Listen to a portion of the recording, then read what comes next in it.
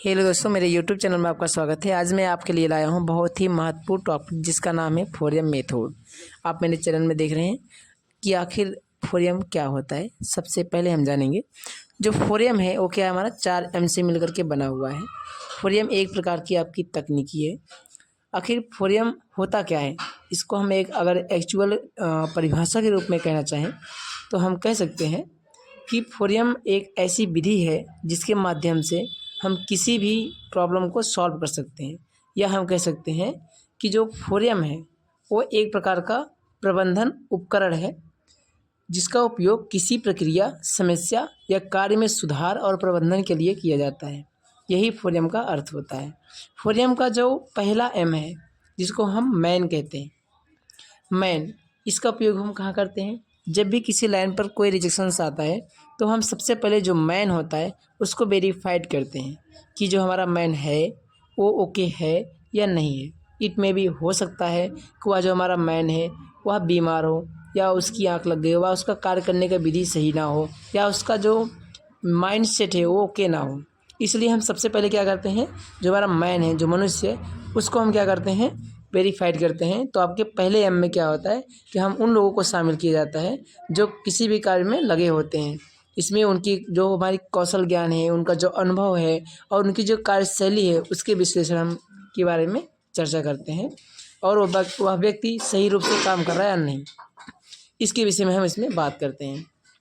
इसके बाद जो हमारा सेकंड टर्म आता है, हमारा जो दूसरा टॉपिक होता है फोरियम का, वो है मशीन। अब हम मशीन के विषय में देखते हैं। मैन ओके है यदि, फिर हम कहाँ जाएंगे, मशीन के ऊपर। मशीन को चेक करेंगे, हाँ मशीन हमारा ओके है या नहीं है।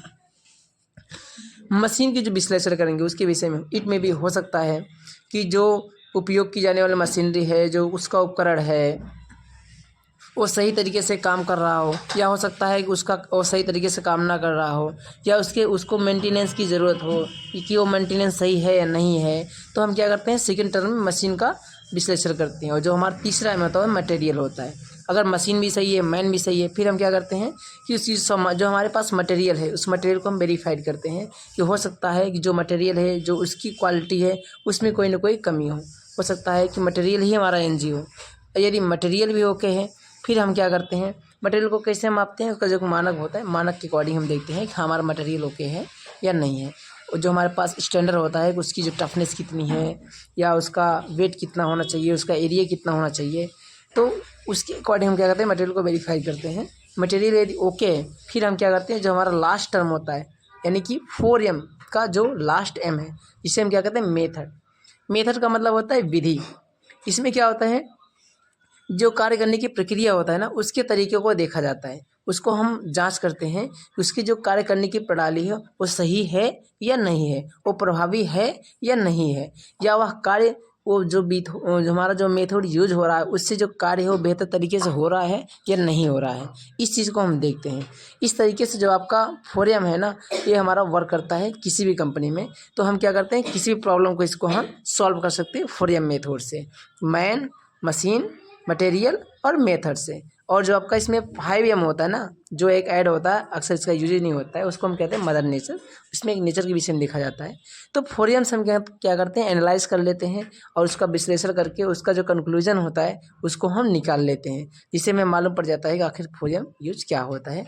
तो फोरियम क्या है, फोरियम का उपयोग हम समस्या का समाधान खोजने के लिए करते हैं, उसमें उसकी गुणवत्ता को सुधारने के लिए करते हैं, उसकी जो उत्पादकता होती है उसको बढ़ाने के लिए करते हैं।